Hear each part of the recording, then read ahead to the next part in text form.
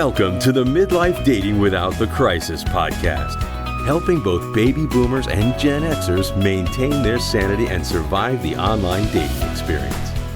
If you're a single guy or gal who find themselves back on the dating market, getting that second chance to an even better relationship, we've got your back. And now, from the 50 Dates at 50 studios, helping to bring the fun back into dating, here's your host, Paul Nelson.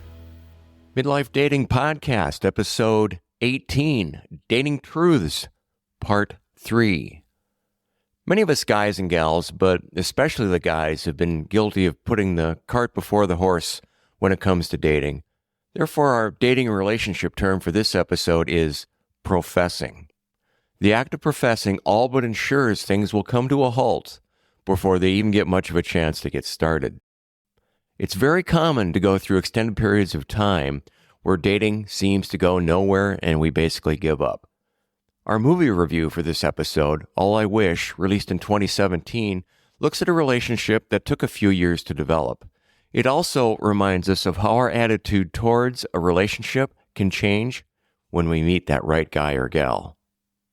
In the Potpourri segment, I'm going to be covering Dating Truths Part 3, a continuing look at the truths that emerged and repeated themselves, patterns and behaviors, if you will, I began to pick up on when I started dating again back in my early 50s. In this episode, I'll cover the Reader's Digest version of the skill set boomers and Gen Xers need to master being successful in online dating. We'll also take a brief look at online dating by the numbers and how often you should expect those meetups to be one and done. By the end of this episode, you'll be able to begin to identify where your dating strong points are and where you need to start focusing on improving. We'll also get some positive cinematic reinforcement that not only can boomers and Gen Xers find love again, but their attitudes towards relationships can also evolve for the better. And we'll also see if you've been painfully guilty of professing in the past. If you like what you hear, please take a moment and click on the subscribe or follow button. I don't want you to miss out on making your date nights more memorable. So now, 50 daters, let's start turning those dating busts into dating bests. How can you walk it if you don't talk it? Our glossary of today's dating terms explains the language. Professing. An irrevocable act committed early in a dating relationship that demonstrates a lack of self-control and romantic awareness. This is often performed by men, especially nice guys who prematurely declare their love for a woman they are dating or are friends with.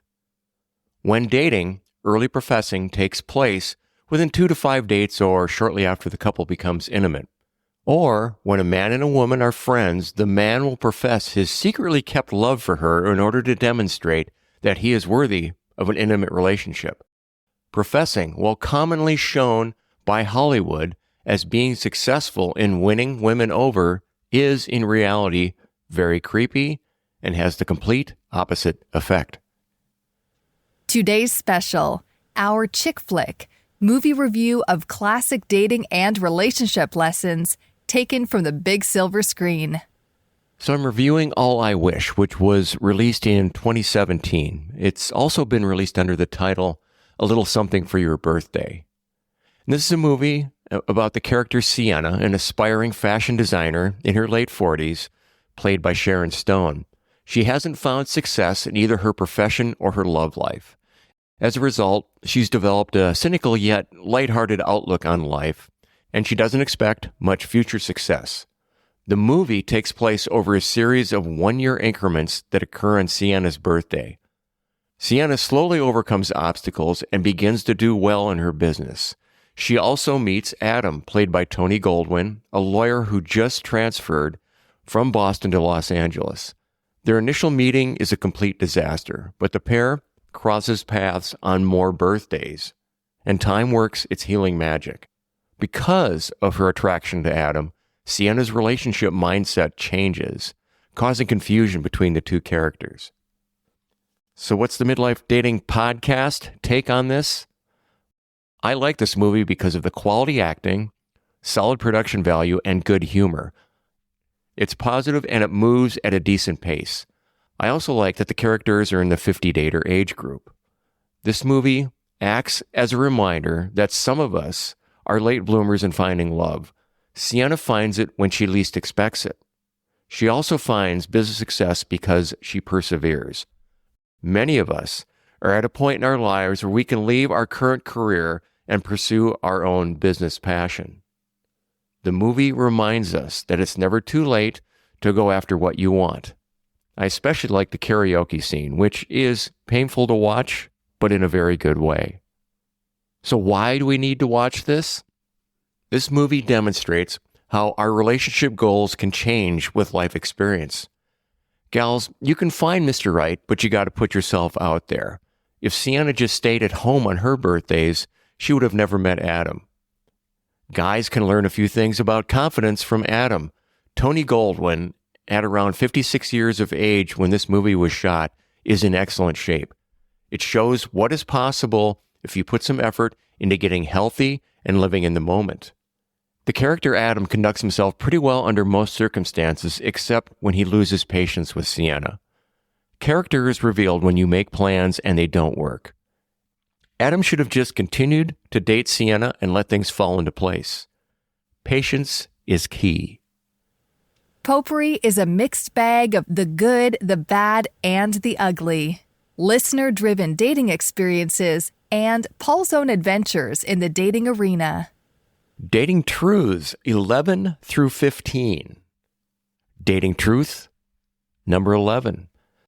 Successful dating in today's online dating world requires mastering 11 skill sets. And I'll just briefly describe each skill set here.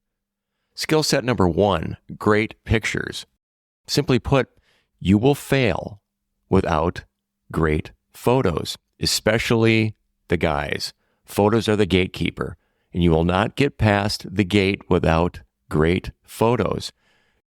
Your profile needs to contain 5 or 6 current photos, not photos that were taken 10 years ago. You'll need a professional photographer's help to get at least 2 quality photographs. Use a photographer that specializes in online dating profile pictures. Your pictures are going to need to show how you will look when you show up for the date. You need to set aside $300 in your budget to have this done. If you don't get professional help on your photos, then you're not serious. Skill set number 2, an excellent written profile. You will have to learn to say more with less. Some profiles on dating apps only allow between 300 and 600 characters. That's not words, 300 to 600 characters. Get a professional to help you write your profile for online dating. Many people employ the service of professionals to write resumes when they're looking for a job or for their LinkedIn profile. You'll need to do the same for your dating profile. The professionals will tailor your profile to the app that you plan to use. You need to set aside $100 or $200 in your budget to do this. If you start out with a great written profile and great pictures, the rest of the skill sets I'm going to be going over will be easy to master, just simply by improving 1% at a time on each one. Otherwise, you'll be permanently struggling. Skill set number 3, understanding how to write messages. For the guys, this is all about understanding how to start a conversation. And for the gals, it's all about understanding how to make it easy for the men to write you messages. Skill set number 4, learning when to move it to a phone call. Now for the guys, this is a crucial step where we take the lead. Men need to learn when to ask for the phone call. And in the 311 rule we have here at the Midlife Dating Podcast, we ask for the phone call by the 3rd message exchange. For the gals, this is about understanding how to quickly lead the guy into calling you. Skill set number 5, making the call and understanding proper phone etiquette. Men, this is about scheduling and making the call. For the gals, it's about being available for the scheduled call. Both guys and gals need to understand that what you talk about on the call is different from what you talk about on the meetup date.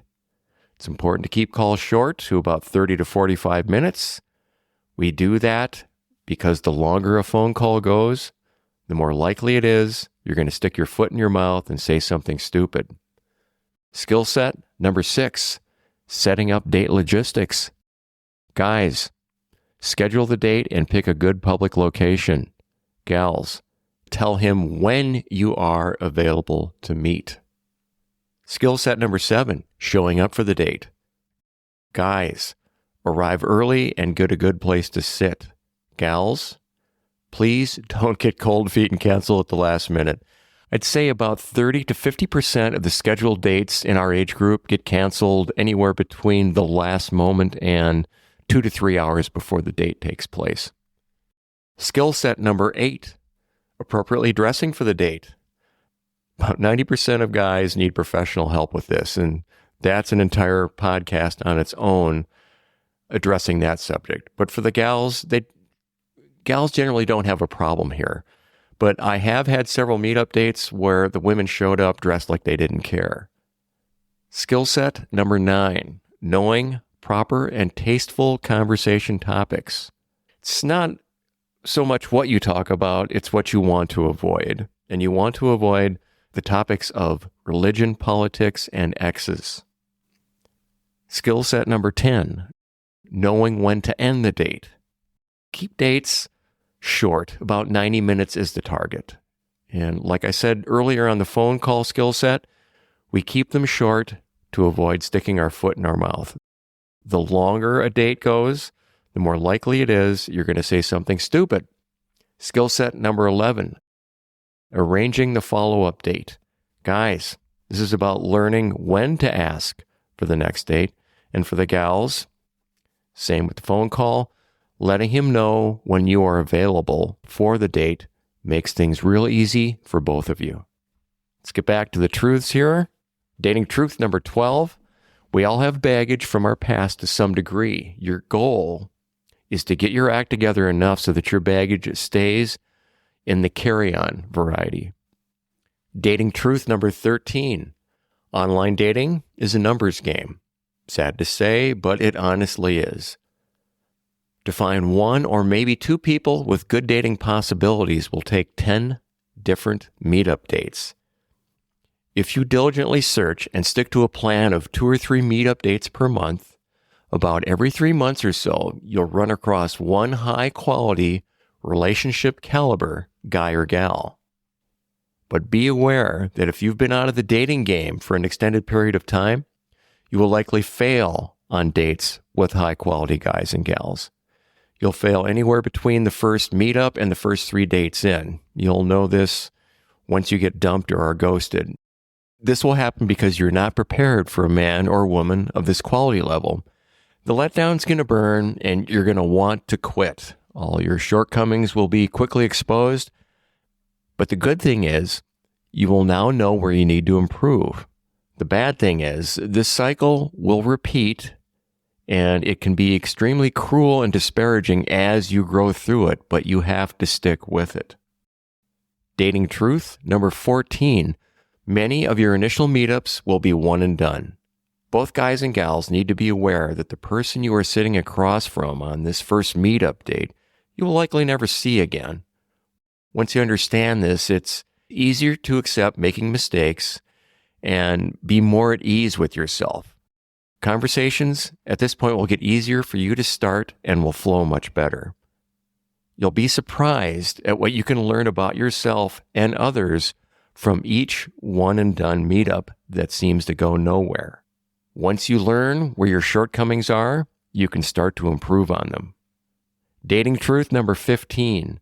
Disappointment will be your constant companion the majority of the time. Gird your loins and stay the course. Disappointment is where you learn a lot about yourself. If you hang in there, you will eventually get rewarded.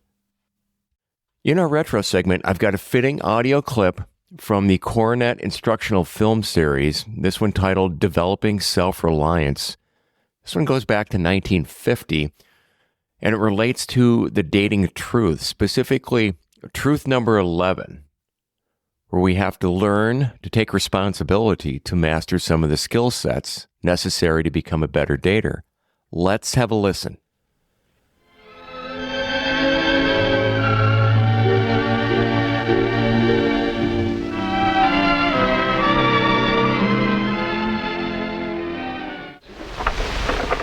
And that's what can happen when you don't learn self-reliance. Mr. Carson, are you trying to tell me that I'm not self-reliant? Why, Alan, I didn't say anything about you. But I find it often helps to paint that picture for students like you who come to me complaining that they don't feel they're accomplishing much. A little dose of self-reliance can do wonders. Any one of us could use a bit more than we have. All right, Mr. Carson, I think I understand. Just how do you become self-reliant? Oh, you want a quick, easy formula, huh? I'm afraid there isn't any. Learning to be self-reliant takes time and hard work. It takes self-reliance, Mr. Carson. It almost does. Here, this card may interest you. These are the steps to self-reliance as I see them. Assume responsibility, be informed, know where you're going, make your own decisions. I'm not sure I understand. Well, let's figure them out together. Sit down. First, assume responsibility. What do you suppose that means? Well, assume responsibility, that means to take the blame for things that are my fault. Uh-huh. Looking after your own schoolwork, planning your own time, depending upon yourself to be on time. On time? Boy, I'd better assume responsibility for getting to my next class on time. And Alan, why don't you assume the responsibility for figuring out what those other steps mean? Yeah, I will. That's a good idea. Thanks, Mr. Carson. It's hard work to become self-reliant, but these are the steps. Assume responsibility, be informed, know where you are going, make your own decisions. Alan learned to do it, and he's certainly a happier and a better person for it. Will you develop the habit of self-reliance?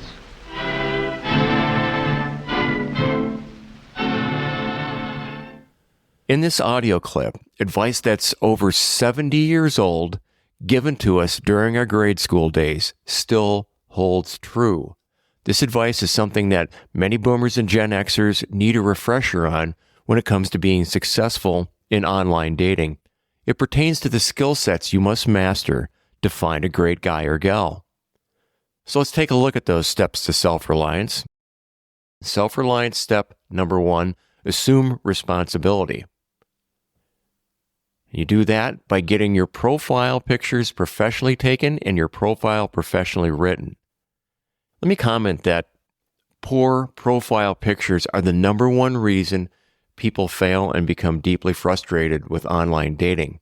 However, professional photographers can make the most photogenic challenged people look great. And why is this? Because the photographers understand how to use lighting, background colors, camera angles, and more.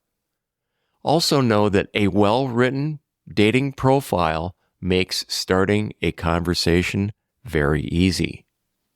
Self-reliance step number 2, be informed. Well, that's simple. Here at the Midlife Dating Podcast, we'll keep you up to date and informed on how to make online dating work for you and keep the fire burning after you meet that special someone.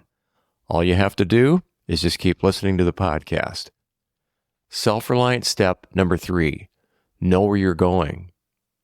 Have a dating plan and show up to the dates. Don't get cold feet and know what you're looking for in a guy or a gal. Self-reliance step number 4, make your own decisions. Proceed with online dating because you want to, not because your friends or your kids want you to. Here at the Midlife Dating Podcast, it's all about providing as much value as possible for our listeners. Please message me at questions@50datesat50.com. The email address will be in the show notes. If you have any topics you'd like me to cover or have some general questions, or comments. So, what were some of the lessons we learned today? To begin with, you're going to hear me repeat this over and over in upcoming episodes, but quality photographs are the key to making online dating work for you. We also have an overview of the process and events that need to take place for you to get in front of that guy or gal that you want to meet. Additionally, we learned that one-and-done meetup dates are very common, even for successful, experienced daters. Let me close this out with a little bit of dating humor, and it goes like this. That tingly feeling you get when you meet someone you're really attracted to, that's common sense leaving your body. Okay, guys and gals, it's been fun, and I look forward to being with you on the next episode to take your dating experience from a bust to a best. And that's a really good place to be. Thanks for listening to this episode of Midlife Dating Without the Crisis. Eager for more dating support? Visit 50dates@50.com for lots of free quality content. Get access to dating and relationship commentary, advice, Q&A, funny stories, movie and book reviews, along with other resources to help 50 daters sort out the pretenders and find quality dating and relationship-minded people. And remember to subscribe so you don't miss an episode.